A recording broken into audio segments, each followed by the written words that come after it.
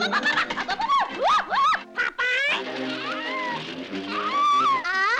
no.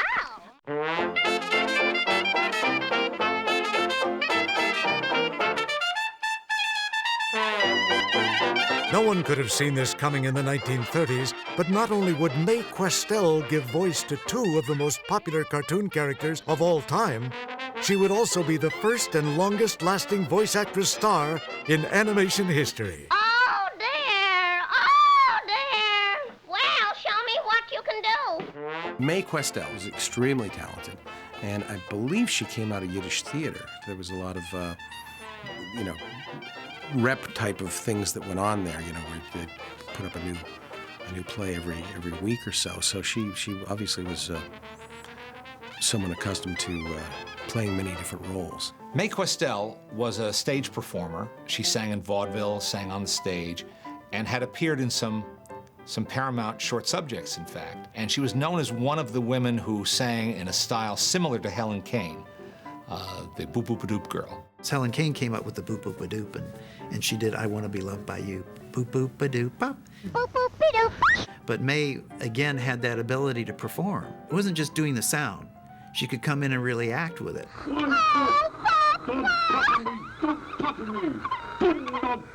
Betty Boop was voiced by actually several people, but her main voice was Mae Questel. A lot of them ended up doing the voice of Betty Boop for a while because they didn't really, back in those days it was a lot looser than it was later on. They didn't have regular voices. They didn't know Betty was going to be a regular character, but they did know what that persona was, and they did need an actress who can do that voice. Hello, Bimbo.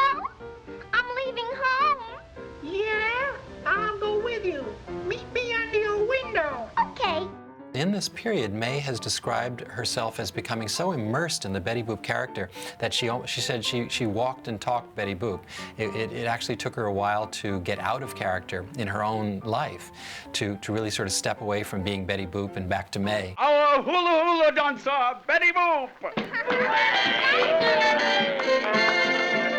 I'm coming back to you, my hula hoo. Beside the sea at Waikiki, you play for me.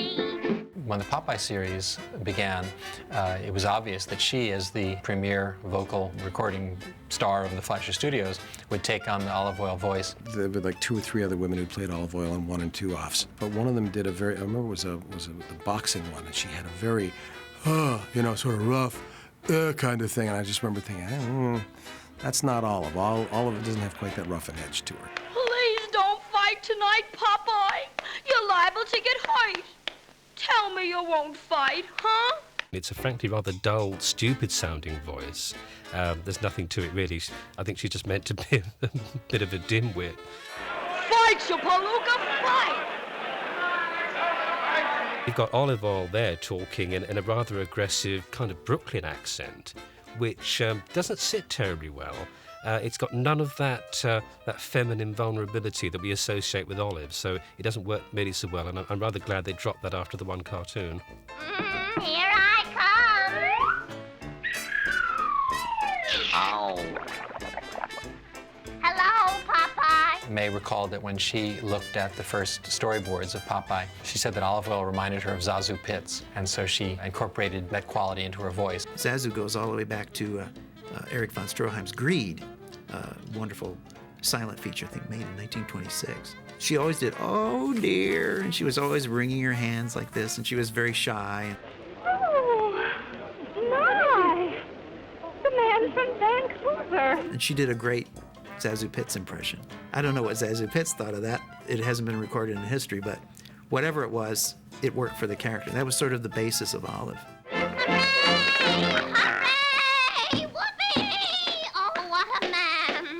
Thank you. Ain't he grand? Yep, watch me. And it was a perfect voice. You can't think of any other voice for Olive Oyl. And she continued to do that voice forever, right into the 60s when they made new Popeye cartoons for television. She loved Popeye, Any comedy, at the center of any of it is relationships and love. The best ones are about, how much the characters love each other. Lucy and Ricky loved each other. Ralph Cramden and Ed Norton loved each other. Pinky and the Brain loved each other. And Olive Oyl and Popeye loved each other. And I think just Mae played the love. Women had really never done very much in animation. They were always men who did everything. They still do mostly. But she was so unique and so different. She was really quite a creator. In animation, I think she was the first one whom I can remember working in animation and being a star. Popeye, I don't like this spot. I think that would be a better location. Okay, Sweet Pea. When Fleischer Studios moved to Miami, Mae stayed behind in New York, and Margie Hines voiced Olive Oyl for the next 6 years. Oh, Popeye, what a lovely car. It's the latest super-duper Screamline special. Mae would return as Olive in the mid-1940s. Yummy. I walk without my arm about you, baby. And remain all the way until the 1980s, when Popeye and Olive turned up in a new series, Popeye and Son. Mae Questel was the original, and I thought I was going to get a chance to work with her.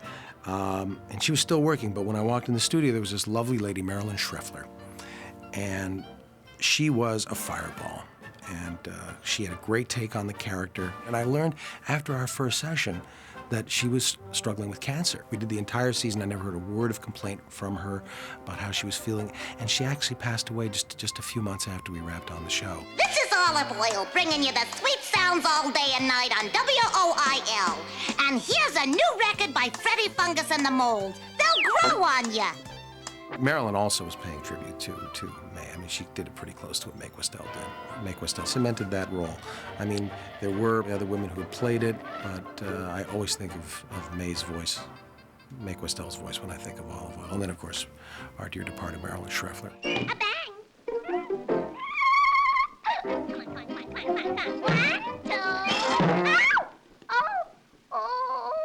Mae Questel was always the voice of Olive Oyl later on, and always the voice of Betty Boop whenever they needed her.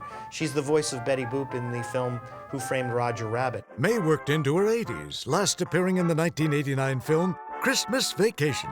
Long before then, she left her mark on the animation industry. This is a brand new art. When you consider that it just started in the 1930s, there was nothing like this. Talking into a microphone and then 6 to 8 months later, hearing your voice spoken by a bunch of lines that are moving, that create another reality called animation, cartoons. I feel very honored to be part of, I guess, maybe the silver age of this thing. Jack Mercer and Mae Questel, they're part of the golden age of it, and they were the pioneers.